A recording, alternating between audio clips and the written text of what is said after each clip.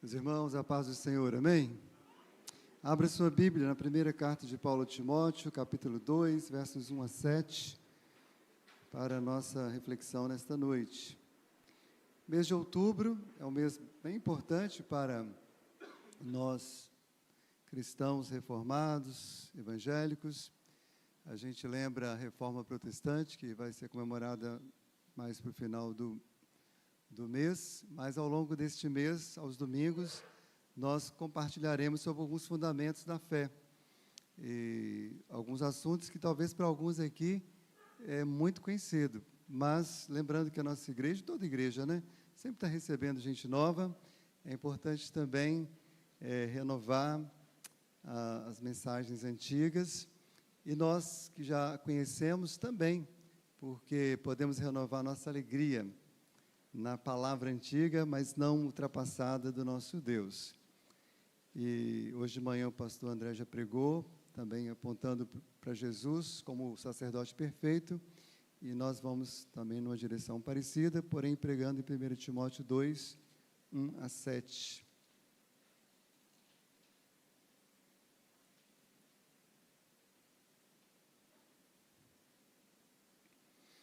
Antes de tudo, pois, exorto que se use a prática de súplicas, orações, intercessões, ações de graças em favor de todos os homens, em favor dos reis e de todos os que se acham investidos de autoridade, para que vivamos vida tranquila e mansa, com toda piedade e respeito.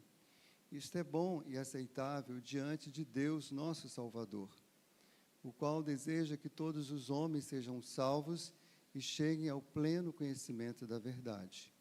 Porquanto há um só Deus e um só mediador entre Deus e os homens, Cristo Jesus, homem, o qual a si mesmo se deu em resgate por todos, testemunho que se deve prestar em tempos oportunos. Para isto fui designado pregador e apóstolo, afirmo a verdade e não minto, mestre dos gentios na fé e na verdade. O que é um mediador? Mediador é alguém que medeia, ou medeia, né? Eu não sei como é que pronuncia exatamente aí, mas esse é um verbo que a gente não costuma conjugar muito, né? Mas uma coisa eu tenho certeza, você não media nada, você medeia. Intervém para fazer um acordo, é alguém responsável pela conciliação de partes conflitantes. Mediador é sinônimo de intermediário, medianeiro, mediatário.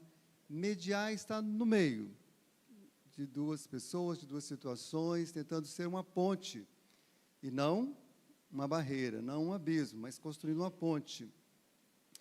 Irmãos, os trabalhos dos mediadores têm estado cada vez mais difícil, seja dentro de casa, seja nas empresas, nas escolas, no trânsito, na política, no trabalho pastoral, nas questões internacionais. A gente viu agora essa semana passada, na verdade, quão difícil foi, né, para a Organização das Nações Unidas, na sua Assembleia, pouquíssimos avanços no propósito de mediar a paz, muito pelo contrário, né, durante a Assembleia e após as guerras continuaram, e muitas pessoas estão assim vivendo em conflitos sem que mediadores consigam resolvê-los.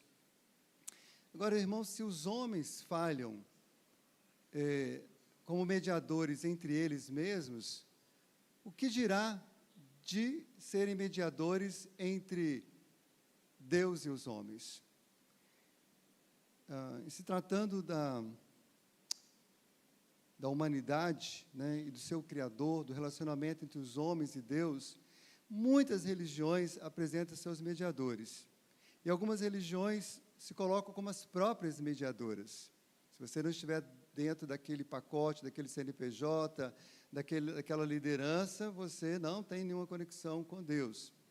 E há também quem acredita, né, que todos os mediadores religiosos, de boa índole, de boas intenções, também levam a Deus. Mas, de acordo com as Escrituras Sagradas, assim como existe somente um Deus, também só existe um mediador. Nós acabamos de ler isso aqui agora. E esse mediador é Cristo Jesus. Porquanto há um só Deus e um só mediador entre Deus e os homens, Cristo Jesus, homem. Sobre isso que nós queremos compartilhar essa verdade bíblica que aqui está tão clara, cristalina, mas que nem todos aceitam, nem todos compreendem, nem todos abraçam. Paulo, escrevendo aos Colossenses, ele explicou como é que Cristo mediou e media o conflito entre o homem e Deus. Ele diz assim, que havendo Cristo feito a paz pelo seu sangue da sua cruz, por meio dele, para que reconciliasse consigo mesmo todas as coisas, quer sobre a terra, quer nos céus. E a vós outros também, que outrora eram estranhos, eram inimigos no entendimento pelas vossas obras malignas. Agora, porém, Cristo vos reconciliou no corpo da sua carne, mediante a sua morte, para apresentar-vos perante Ele, santos, inculpáveis e irrepreensíveis. Está lá em Colossenses 1, versos 20 a 22. Então, Ele mesmo foi a oferta, foi o resgate, foi o meio, foi o conciliador, o mediador. E a razão principal de Jesus Cristo ser o único mediador é porque Deus e ser humano estão unidos na pessoa de Jesus. Sendo Cristo possuidor tanto da natureza divina quanto da natureza humana, Ele é o único que consegue, de fato, reconciliar o homem com Deus. Por um lado, como verdadeiro ser humano real, como segundo Adão, ele se tornou representante da humanidade adâmica perante Deus. Mas observe que Paulo logo fala sobre Cristo Jesus, e aqui ele está apontando que Jesus vem da parte de Deus, vem como Deus, para expiar os pecados de todo mundo. Ele é o Messias, o enviado divino, que como ser humano se chamava Jesus. Então, assim, resumidamente, essa é a mediação que Cristo fez. Essa é a sua obra da redenção, é a obra do Calvário, é a obra da sua mediação. Mas eu quero pensar com os irmãos para entender melhor e aprofundar um pouco mais quais os benefícios da mediação de Jesus Cristo, ou em que sentido Cristo é o nosso único mediador, além do que já acabamos de falar agora. Então, vamos destacar pelo menos 3 benefícios, ou 3 formas pelas quais Cristo é o nosso mediador. Em primeiro lugar, irmãos, nós vemos aqui nesse texto de 1 Timóteo 2, 1 a 7, que Cristo é o único mediador para a nossa salvação. Eu chamo a sua atenção para o verso 3. Isto é bom e aceitável diante de Deus, nosso Salvador, o qual deseja que todos os homens sejam salvos e cheguem ao pleno conhecimento da verdade. Bom, quem conhece um pouquinho de teologia, ou mesmo quem não conhece, mas já ouviu alguma explicação desse texto, sabe que esse é um dos textos alvo das maiores controvérsias teológicas. E não vou listar todas agora, por não propósito, não estamos num curso sobre o assunto, né? Mas eu preciso lembrar pelo menos algumas delas, né? A heresia universalista ensina que todos os seres humanos serão salvos. Pronto. Há quem defenda isso. Pois esse é o desejo de Deus, afinal de contas. Mas, irmãos, qualquer pessoa minimamente inteligente, alfabetizada, que já leu a Bíblia, sabe que não é isso que a Bíblia ensina. A Bíblia ensina claramente que nem todos serão salvos. Né? Tanto no Antigo Testamento quanto no Novo, Gênesis e Apocalipse, nós vemos claramente que muitos terão um destino que não diz respeito à salvação, ao contrário, estarão perdidos eternamente. Então, não vou gastar tempo com isso agora. Mas outros diriam, olha, nem todos serão salvos, porque Deus respeita o livre-arbítrio humano. Ou seja, as pessoas que não querem crer nem se arrepender não serão salvas. Mas em toda a Bíblia, mas nesse mesmo capítulo, se você andar um pouquinho mais, nos versos 24 e 25, você vai ver que isso também não se sustenta. Essa ideia cai por terra, porque está claro que ninguém se arrepende de verdade para a salvação, a não ser que Deus o conduza ao arrependimento. Observe, versos 24 e 25. Instrua com mansidão aqueles que se opõem, na esperança de que Deus os leve ao arrependimento e assim conheçam a verdade.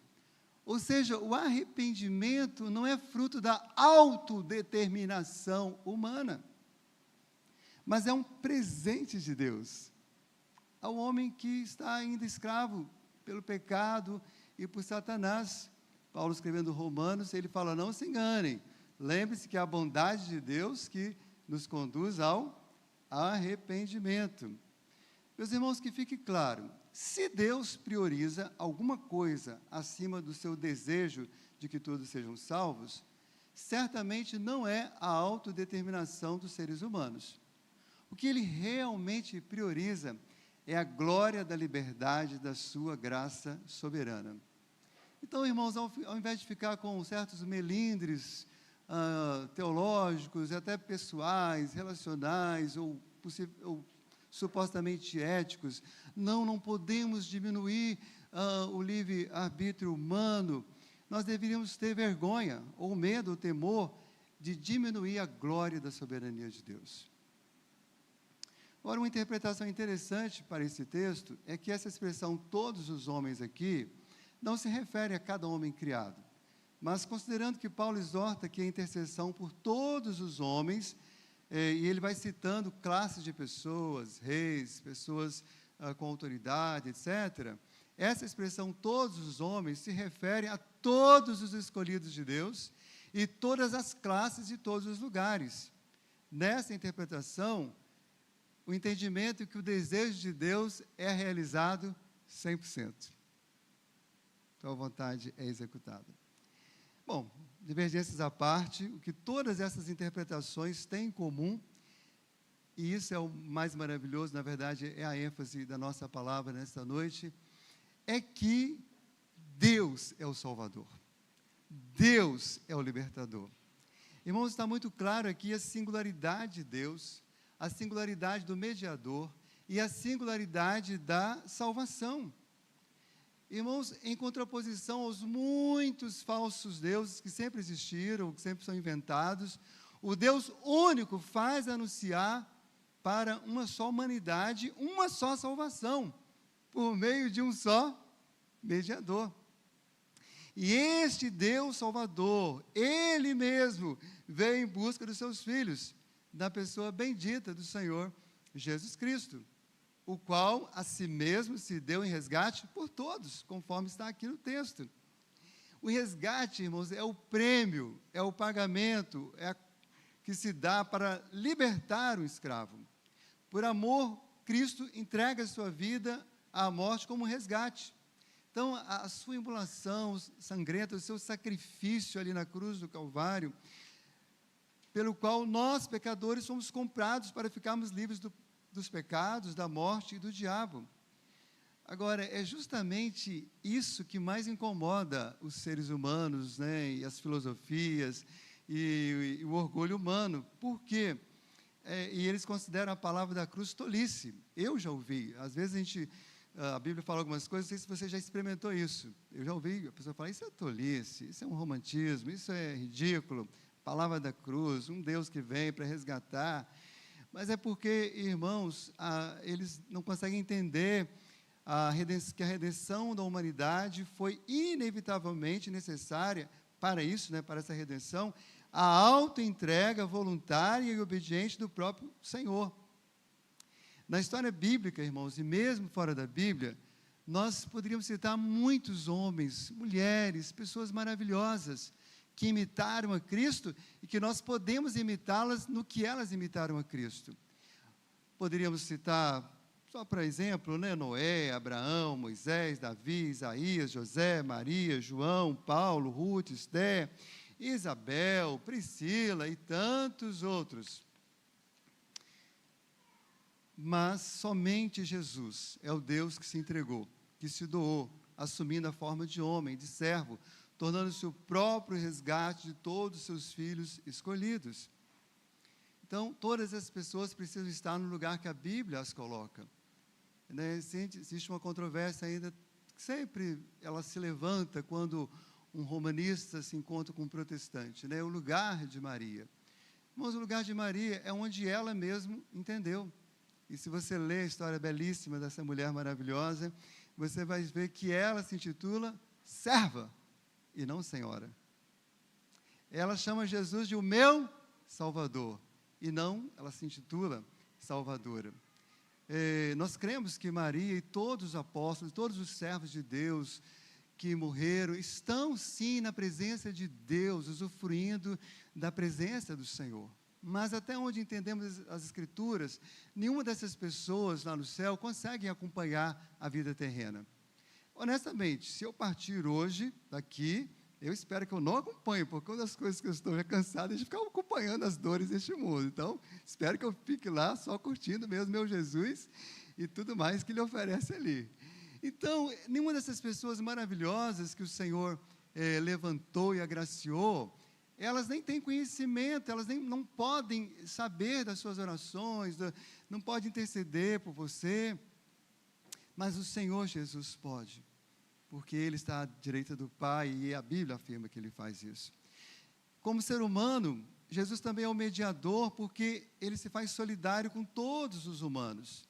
Perante Deus, Ele intervém em favor da humanidade nele representada, dando a vida como prêmio de resgate. Não há, irmãos, outro nome, nenhum, porque debaixo do céu não existe nenhum outro nome dado entre os homens pelo qual importa que sejamos salvos. Atos 4:12. E o próprio Jesus foi categórico: eu sou o caminho, a verdade e a vida. Observe que tem um artigo definido e ele está no singular. Não é um artigo indefinido, uma, e não está no plural, uns, umas. Não sou um dos caminhos, uma das verdades, uma das vidas. Sou o caminho, a verdade e a vida. Paulo também descreve isso aos Romanos de outra forma, porque se nós, quando inimigos, somos reconciliados com Deus mediante a morte do seu Filho, muito mais estando já reconciliados, seremos salvos pela sua vida. E não apenas isto, mas também nos gloriamos em Deus por nosso Senhor Jesus Cristo, por intermédio de quem recebemos agora a reconciliação. Eu de coração não conheço todas as pessoas que estão aqui, nem que estão nos ouvindo na internet. Mas se você tem confiado em qualquer outra pessoa, em você mesmo, ou em alguma religião, para a sua salvação, você precisa se arrepender. Você precisa colocar a sua fé exclusivamente na pessoa bendita do Senhor Jesus. Ele é o nosso suficiente mediador para a nossa salvação. Você já creu e recebeu Cristo dessa forma, então viva essa comunhão com o Senhor, essa amizade com o Senhor, porque Ele já reconciliou você com Deus. Mas em segundo lugar, irmãos, nós aprendemos aqui nesse texto bíblico que Cristo é o nosso mediador, é o único mediador do nosso sacerdócio. Ou seja, além de nos salvar, de nos resgatar com seu precioso sangue, Cristo nos constitui sacerdotes, individualmente, cada um de nós o somos, e constitui a sua igreja, todo o povo, como um sacerdócio real, conforme encontramos em 2 de Pedro 2 e Apocalipse 5. Hoje pela manhã, a pastora André pregou em Hebreus capítulo 7, versos 20 até o final ali, onde ele apresentou Cristo como sacerdote perfeito. E esse sacerdote perfeito, ele resolveu compartilhar o seu sacerdócio conosco. Um dos principais papéis do sacerdote lá do Antigo Testamento, e também do próprio Cristo, é apresentar as pessoas diante de Deus, intercedendo por elas. E é isso que nós vemos aqui nos versos 1 e 2. Diz assim: antes de tudo, pois exorto que se use prática de súplicas, orações, intercessões, orações de graças, em favor de todos os homens, em favor dos reis e de todos os que se acham investidos de autoridade. Observe que quando ele coloca antes de tudo, há claramente aqui um senso de urgência, prioridade.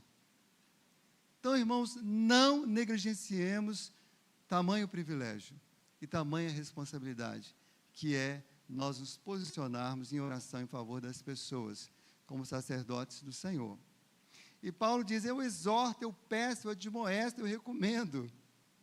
Eu gosto de ver esse tom pastoral de Paulo, porque sempre que eu olho isso, né, eu me freio, né? Porque às vezes a gente, como líder, como pastor, gostaria de ter uma varinha de condão, ou então uma vara mesmo bem grossa para pegar as ovelhas assim, dar uma surra, né, e colocar todo mundo para fazer as coisas, né? Gente, vamos orar, quero todo mundo aqui, né?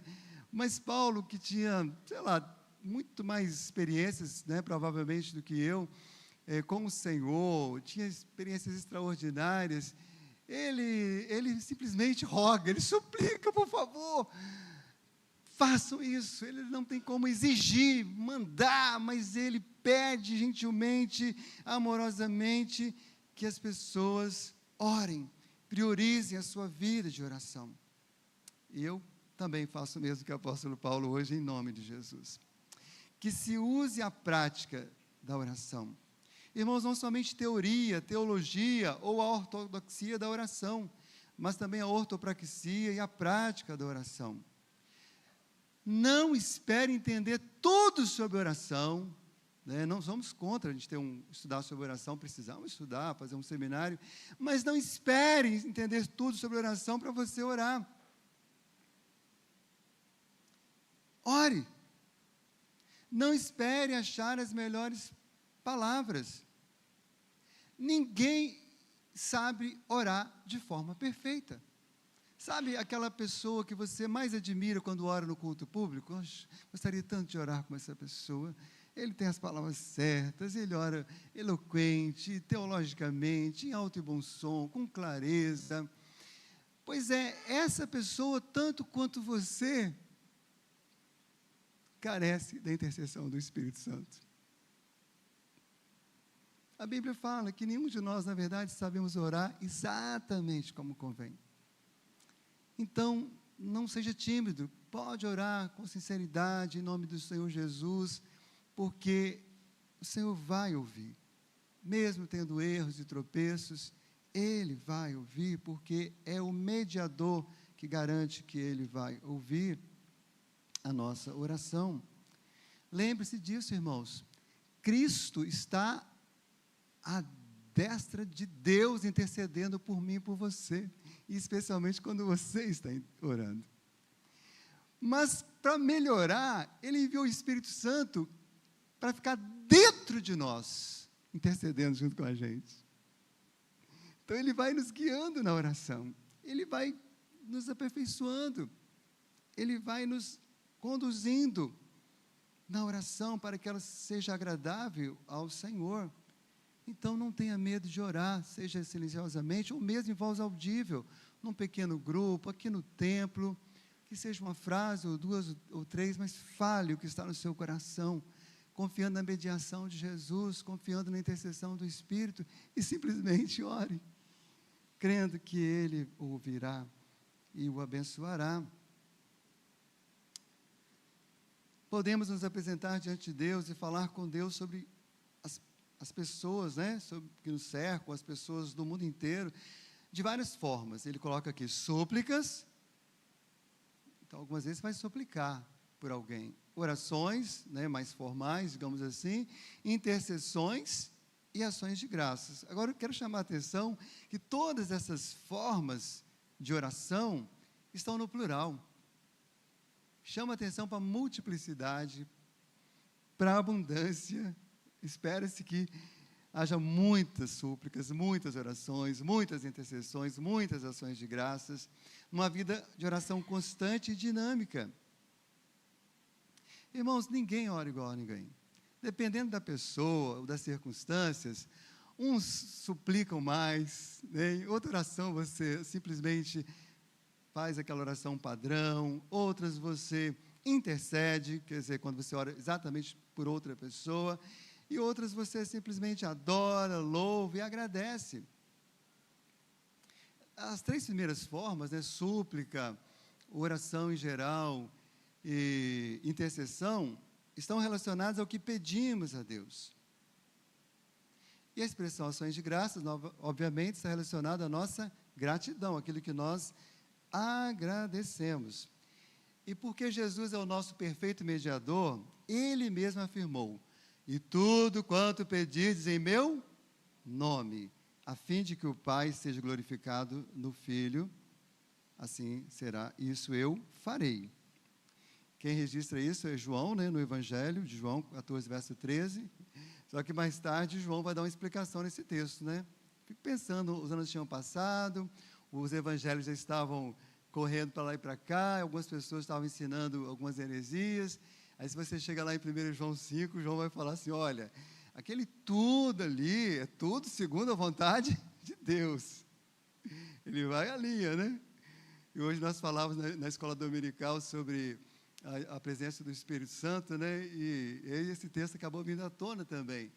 Porque uma pessoa que está realmente cheia do Espírito Santo, ele não vai conseguir orar algo que não seja segundo a vontade de Deus, né? Porque ele vai orar segundo as Escrituras em primeiro lugar. Em segundo lugar, ele vai discernir a vontade de Deus. Então, irmãos, é batata. Pediu, recebeu, porque já está tudo segundo a vontade de Deus. Mas preste atenção, o sucesso da vida de oração de alguém, a riqueza de um cristão, a fé de um crente, não devem ser medidos por quantas orações foram respondidas, por quantos pedidos foram atendidos, mas sim por quanto essa pessoa é grata diante de Deus. Irmãos, a riqueza do ser humano é proporcional à sua oração de gratidão e ao seu transbordar em ações de graças. Irmãos, geralmente pessoas que não agradecem, elas se apoderam daquilo que elas recebem. E às vezes abusa daquilo que elas recebem. Mas quem agradece, sabe que tudo que ele recebe é presente, é graça. Quem agradece, lembra com gratidão a magnitude e a bondade de Deus. E assim dá testemunho de Cristo ao mundo. É isso que fazemos na Santa Ceia. Damos graças a Deus pelo seu amor redentor revelado em Cristo.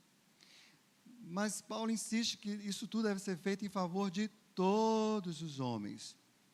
Então, claro que você não vai conseguir citar todos os nomes das pessoas que você conhece numa oração. A gente cita, conforme a necessidade e direção de Deus, alguns nomes, mas podemos orar de forma geral. Mas o que o apóstolo Paulo está dizendo é que a gente não deve ter discriminação. Devemos orar por todas as pessoas. Então, não ore somente pelos seus amigos. Ore e ame também os seus inimigos. Não ore somente pela sua nação. Ore por todas as nações, especialmente aquelas que não têm a fé cristã, especialmente aquelas que estão fazendo tantos males a outras pessoas, especialmente aquelas que estão em guerra.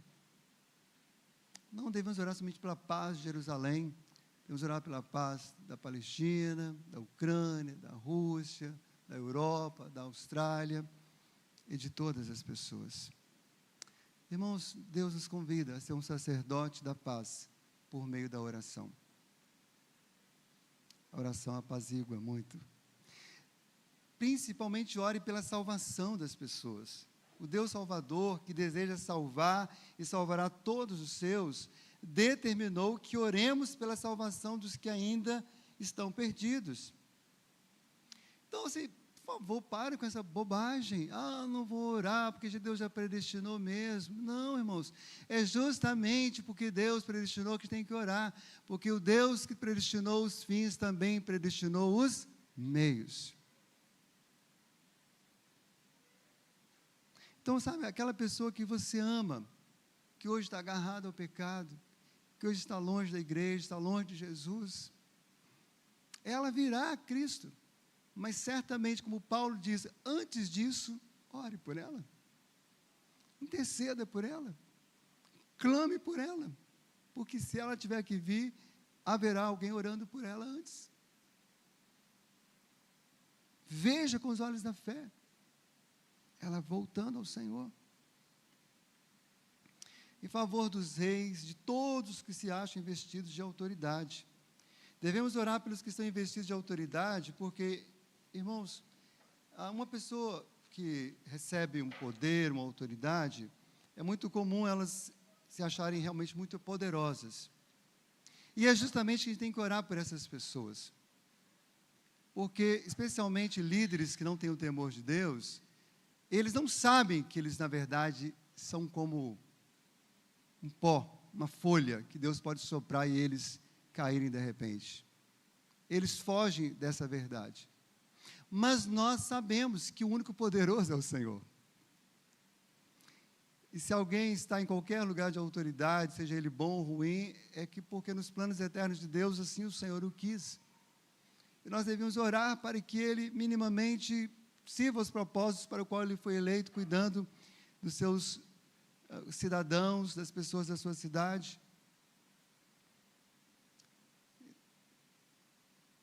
Irmãos, não quando os cristãos se acaloram em batalhas verbais, mas quando se unem em oração, é que vem Deus agir poderosamente e transformando um povo. Não é batendo boca no Instagram, no Facebook ou qualquer outra mídia social que nós vamos ver Deus agindo, mas é ajoelhados, clamando ao Senhor, pelas autoridades que estão aí. Se um cristão tem chamado para servir a Deus na política, glória a Deus, oremos por essa pessoa. Mas os cristãos e a igreja não precisam de cargos políticos para reinar e para influenciar. Eles já estão assentados nas regiões celestiais em Cristo Jesus por meio da oração. Eles já estão reinando com o Senhor. Não no trono, mas ajoelhados na presença do Senhor que está no trono. E lembre-se, meus irmãos, que oração e ação andam juntos. Uma não substitui a outra. Lembra das palavras em latim, né? Ore et labore, que é ore e trabalhe, né? Você precisa ter mais segurança e certeza que as suas ações visíveis são resultados das suas orações invisíveis. Para que vivamos vida tranquila, com toda piedade e respeito. Jesus disse, bem-aventurados os pacificadores, porque serão chamados filhos de Deus. Os crentes em Cristo pacificam e levam a paz, lutando o bom combate da oração, enfrentando a batalha espiritual na mediação de Cristo e no poder do seu Espírito. Irmãos, lembre-se sempre, as nossas armas não são carnais, elas são espirituais. Então, vida tranquila e mansa só é possível com piedade e respeito, que é o equivalente à santidade e justiça. E a piedade e respeito só é possível quando a igreja exerce o seu papel sacerdotal, santificando todos por meio da oração. Então, antes de você buscar piedade e respeito lá fora, seja você a pessoa piedosa, seja você a pessoa respeitosa, para que você influencie com a sua piedade e com o seu respeito. Mas em terceiro e último lugar, irmãos, destacamos ainda que Cristo é o único mediador da nossa proclamação. Uma vez que Cristo é o mediador da salvação, é urgente que, além de orarmos pela salvação das pessoas, nós proclamemos a elas a salvação. O mesmo Deus que deseja que os homens sejam salvos, também deseja que eles cheguem ao pleno conhecimento da verdade. Como o próprio Cristo declarou, conhecereis a verdade vos libertará. Cristo é a verdade que liberta, que desvenda os olhos e que salva. Se, pois, o Filho vos libertar, verdadeiramente sereis livres. Mas quem anuncia Cristo é a igreja. São aqueles que já foram salvos, reconciliados, que vão levar a proclamação avante. Quem já encontrou o verdadeiro mediador e já foi reconciliado com Deus, tem a missão de proclamar a outros a mensagem da reconciliação, conforme Paulo instruiu aos coríntios. Ora, tudo provém de Deus, que nos reconciliou consigo mesmo, por meio de Cristo. E Ele nos deu o ministério da reconciliação, a saber que Deus estava em Cristo reconciliando consigo o mundo, não imputando aos homens as suas transgressões, e nos confiou a palavra da reconciliação. De sorte que somos embaixadores em nome de Cristo, como se Deus exortasse por nosso intermédio, em nome de Cristo, pois rogamos que vos reconcilieis com Deus. É para isso que existe a igreja. Este culto que aqui fazemos, primeiro para honrar e glorificar o Senhor, mas também para proclamar que os pecadores se arrependam, conheça o mediador, creia nele e receba o perdão e receba a graça e também se torne um amigo de Deus. Foi Cristo mesmo que ordenou aos seus discípulos: ide por todo o mundo e pregar o evangelho a toda criatura. Então, irmãos, Jesus é a razão da nossa missão, o centro da mensagem cristã, a essência de nossa adoração, mas também o mediador da nossa proclamação. Após a sua ressurreição, Jesus estava, numa das oportunidades, que Jesus esteve com seus discípulos, ele disse assim: assim está escrito, que o Cristo havia de padecer e ressuscitar dentre os mortos no terceiro dia, e que em seu nome se pregasse arrependimento para a remissão de pecados a todas as nações, começando ele em Jerusalém. Vós sois testemunhas dessas coisas. Então, Cristo é o mediador da nossa proclamação a todos os lugares, em todos os momentos. Ao ordenar que façamos discípulos, Jesus Cristo garantiu duas coisas importantíssimas, lembra? Ele garantiu a sua autoridade e garantiu a sua presença. Ele diz: toda a autoridade me foi dada. Então, em nome de quem você vai? Por meio de quem você vai? Na autoridade de quem você proclama? De Cristo. Mas ele também diz: eis que estou convosco todos os dias até a consumação dos séculos. Então, é em Cristo, é com Ele, por meio dEle, que nós proclamamos. É no poder do seu Espírito que testemunhamos em todo lugar, em nossa vizinhança, até os confins da terra. Jesus foi claro quando disse: sem mim nada podeis fazer. Não vá proclamar sem a presença do Senhor, sem o poder do Senhor, sem a dependência do Senhor. É por meio dele que nós anunciamos o Evangelho. E logo após afirmar que Cristo se deu em resgate por todos, Paulo aqui acrescenta: testemunho que se deve prestar em tempos oportunos. Ou seja, irmãos, devemos aproveitar toda oportunidade e proclamar e testemunhar da graça de Deus. Não tenha dúvida, amanhã você vai ter a oportunidade de pregar. Pregue. Ou simplesmente você vai dar um pequeno testemunho. As pessoas podem não concordar com tudo que você vai falar, mas todas as pessoas querem o direito de serem ouvidas. Então, elas também precisam ouvir, nem que seja o seu testemunho, o testemunho da graça de Cristo em você. Hoje, na ceia do Senhor, em toda ceia, nós anunciamos, nós proclamamos a obra do Senhor, a morte do Senhor, até que Ele venha. Para isto fui designado pregador e apóstolo, afirmo a verdade, não minto, mestre dos gentios na fé e na verdade. Então, quando Paulo fala da obra da redenção, ele também fala de como ele mesmo tinha sido chamado para proclamar esta salvação em Jesus. Irmãos, toda afirmação acerca da salvação chega a ser uma abstração sem credibilidade, quando ela não transforma a pessoa que fala dela em mensageiro da salvação, em arauto. O que significa realmente a salvação para você se você não a proclama? Não faz sentido. Mas se você já foi alcançado por essa grandiosa salvação, lembre-se que Cristo não é apenas o mediador da sua salvação, mas também da sua proclamação. Não tenha medo.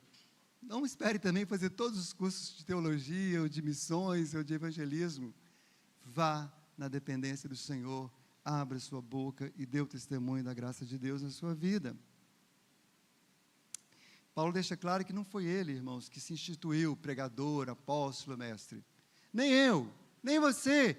Cristo instituiu Paulo, instituiu André, Joás, mas instituiu também Fabiana, Aureliano, Fabrício, Dimas e cada um de nós.